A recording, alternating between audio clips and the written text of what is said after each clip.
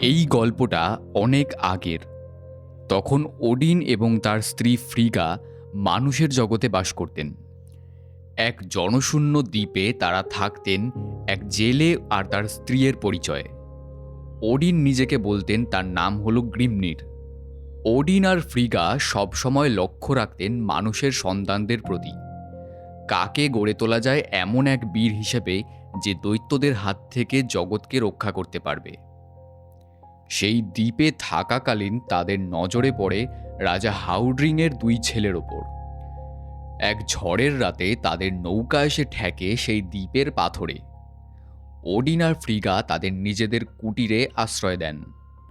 বলেন যে শীতকালটা তাদের কাছে থাকতে হবে, বসন্তকালে নতুন নৌকা বানিয়ে তাদেরকে দেশে ফেরত পাঠাবেন।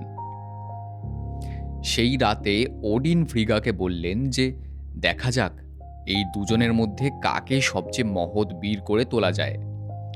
কারণ ফ্রিগা পছন্দ করতেন বড় ছেলে অ্যাগনারকে, যার স্বভাব ছিল কোমল, শান্ত আর দয়ালু।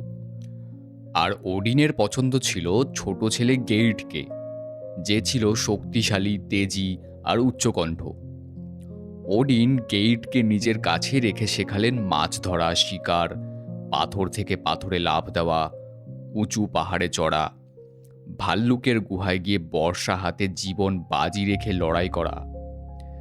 প্রায় প্রতিটা পরীক্ষায় গেইট অ্যাগনারকে ছাড়িয়ে যেত। ওডিন প্রায়ই বলতেন গেইট কত বড় বীর হয়ে উঠবে। অ্যাগনার থাকত ফ্রিগার কাছে, তার সুতো কাটার পাশে বসে গল্প শুনত, প্রশ্ন করত, আর সেই প্রশ্নের মধ্যে দিয়েই ধীরে ধীরে জ্ঞান অর্জন করত। সে শুনল অ্যাসগার্ডের কথা, কিভাবে দেবতারা দৈত্যদের হাত থেকে মিডগার্ডকে রক্ষা করেন, আর মনে মনে সংকল্প করল যে নিজের সব শক্তি আর জীবন দেবতাদের কাজে উৎসর্গ করবে। বসন্তে ওডিন তাদের জন্য নৌকা বানিয়ে দিলেন। যাওয়ার আগে তিনি গেইটকে বললেন, আমি একদিন তোমার কাছে যাব, তখন এই জেলেকে তোমার সভাঘরে গ্রহণ করতে উৎকণ্ঠা বোধ করো না। একজন রাজার উচিত সবচেয়ে দরিদ্রকেও স্বাগত জানানো। গেইট অহংকারের সাথে জবাব দিল, আমি নিশ্চয়ই বীর হব, রাজাও হব, শুধু একটাই সমস্যা, অ্যাগনার আমার আগে জন্মেছে। অ্যাগনার বিদায়ের সময় কৃতজ্ঞতা জানালো।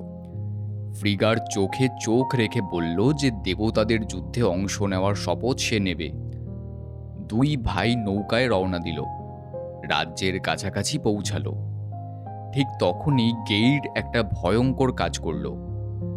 নৌকা সমুদ্রের দিকে ঘুরিয়ে তার দাঁড়গুলো ছুঁড়ে ফেলে দিল, নিজে সাঁতরে তীরে উঠে গেল, আর অ্যাগনারকে দাঁড়হীন নৌকায় সমুদ্রে ভাসিয়ে দিল।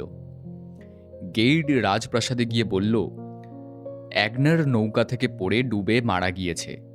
রাজা হাউড্রিং দুই ছেলেকেই হারিয়ে বসেছিলেন ভেবে একজনকে ফিরে পেয়ে আনন্দিত হলেন। গেইট সিংহাসনের পাশে জায়গা পেল, পরে রাজাও হল। মিমিরের কূপ থেকে জ্ঞান অর্জনের পর ওডিন মানুষের রাজ্যে ঘুরে ঘুরে রাজা ও সাধারণ মানুষের বিচার করতে লাগলেন। শেষে পৌঁছালেন গেইডের রাজ্যে। ভাবলেন এতদিন যত রাজা দেখেছেন তাদের মধ্যে সবচেয়ে গেইডই হয়তো মহৎ হবে। তিনি এলেন এক পথিকের বেশে।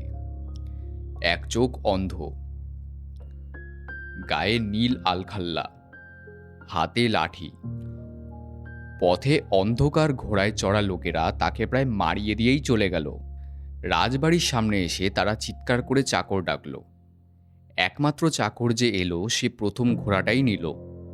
বাকিদের ঘোড়া সামলাতে হলো সেই পথিক ওডিনকেই। অনেকের ঘোড়া থেকে নামার সময় সে স্ট্র্যাপ ধরে রাখল। ওডিন তখনই বুঝে ফেলল যে এই প্রথম লোকটাই রাজা গেইড, আর যে চাকরের বেশে কাজ করছে সে আসলে গেইডের ভাই অ্যাগনার। সে ছদ্মবেশে ফিরে এসেছে নিজের পিতৃভূমিতে, আর গেইড তাকে চিনতেই পারেনি। আস্তা বলে এসে অ্যাগনার ওডিনকে রুটি ভাগ করে দিল, বসার জন্য খড় দিল। কিছুক্ষণ পর ওডিন বললেন, আমি রাজার সভাঘরে আগুনের পাশে বসে মাংস খেতে চাই। অ্যাগনার সাবধান করল, না, এখানেই থাকুন, আজ রাজা রাগান্বিত, দরজায় গেলে আপনাকে তাড়িয়ে দিতে পারেন। ওডিন অবাক হয়ে বললেন, একজন রাজা কি করে একটা পথিককে ফিরিয়ে দিতে পারেন? তবু তিনি উঠে দরজার দিকে গেলেন। কুঁজো দারোয়ান তাকে বাধা দিতে চাইল, কিন্তু রাজার ডাকে সে সরে গেল। ওডিন সভাঘরে ঢুকে দেখলেন রাজা তার নিষ্ঠুর বন্ধুদের সাথে ভোজে বসে আছেন। আর তখনই তিনি বুঝলেন যে যে বালকটাকে তিনি নিজের হাতে বীরত্বের শিক্ষা দিয়েছিলেন সে আজ পরিণত হয়েছে দস্যুদের এক রাজায়। তাদের মধ্যে একজন চিৎকার করে বলল, গান শোনাও আমাদের পথিক। ওডিন গান গাইলেন, কিন্তু সে গান ছিল রাজার নিষ্ঠুর জীবনযাত্রার নিন্দা, দস্যুবৃত্তির তিরস্কার। গান শেষ হতেই রাজা আদেশ দিলেন, একে ধরো। তারা ওডিনকে শিকল দিয়ে 2 পাথরের স্তম্ভের মাঝে বেঁধে ফেলল। গেইট বললেন, এই লোক উষ্ণতা চাইতে এসেছিল সভাঘরে, তবে উষ্ণতাই পাক। আর কাঠের স্তূপ করে নিজের হাতে আগুন ধরিয়ে দিলেন। আগুন জ্বলল চারিদিকে, কিন্তু ওডিন অলফাদারের গায়ে তা স্পর্শ করল না। রাজা আর তার বন্ধুরা আনন্দে দেখতে লাগলো একজন জীবন্ত মানুষকে আগুনে পোড়ানোর দৃশ্য। কাঠ সব পুড়ে শেষ হয়ে গেল, কিন্তু ওডিন দাঁড়িয়ে রইলেন অক্ষত। তার ভয়ঙ্কর দৃষ্টি নিবদ্ধ সেই নিষ্ঠুর মানুষদের ওপর। সবাই ঘুমাতে চলে গেল। ওডিনকে রেখে গেল শিকলবন্দি অবস্থায়। ওডিন চাইলেই শিকল ভেঙে স্তম্ভ বসিয়ে দিতে পারতেন, কিন্তু তিনি দেখতে চাইলেন আর কি কি ঘটে। ভোরবেলা যখন কেউ কাছে ছিল না, তখন অ্যাগনার গোপনে 1 শিঙা মদ নিয়ে এসে তাকে পান করালো। পরের সন্ধ্যায় দস্যুবৃত্তি থেকে ফিরে এসে ভোজ শেষে রাজা আবার কাঠ জড়ো করার আদেশ দিলেন। আবারও আগুন জ্বলল। আবার ওডিন অক্ষত রইলেন। তার স্থির দৃষ্টি রাজার ঘৃণা আরও বাড়িয়ে দিল। সারাদিন তাকে শেকলে বেঁধে রাখা হলো। খাবার এবং জল নিষিদ্ধ করা হলো। তবুও কেউ জানল না যে প্রতি ভোরে গোপনে অ্যাগনার এসে তাকে মদ দিয়ে যাচ্ছে। এভাবে টানা 8টা রাত চলল। 9ম রাতে যখন আবার আগুন চালানো হলো, তখন ওডিন উচ্চকণ্ঠে গান গাইতে শুরু করলেন। তার গান ক্রমশ জোরালো হতে লাগল। রাজা এবং তার বন্ধুরা, চাকরেরা সবাই স্তব্ধ হয়ে গান শুনতে বাধ্য হল।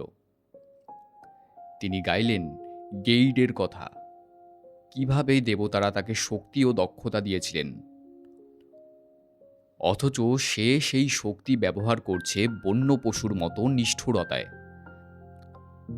তারপর তিনি আবার গাইলেন যে দেবতাদের প্রতিশোধ এই অধম রাজার ওপর নেমে আসতে চলেছে।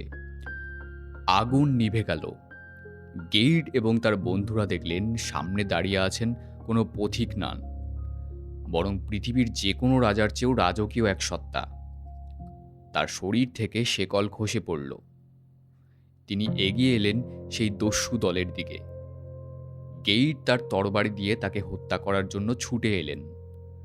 তরবারি আঘাত করল, কিন্তু ওডিন রইলেন অক্ষত।